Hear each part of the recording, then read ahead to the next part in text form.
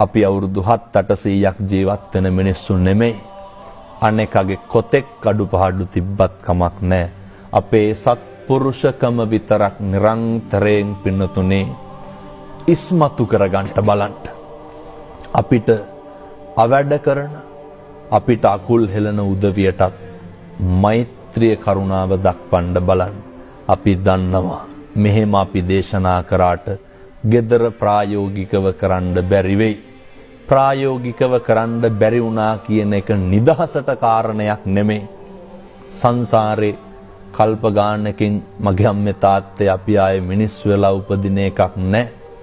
බුදුහාමුදුරෝ දේශනා කරපු විශිෂ්ට දේශනාව වන අත්ූපනායික ධර්ම තමන් උපමා කරගෙන මම මට වෙනවට අකමැති දේවල් අනුන්ට කරන්න එපා. මට කැමැති, මට මිහිරි, මට ප්‍රිය, මටත් යහපතයි කියලා හිතෙන ඒවා අනුන්ට යහපත්. අපි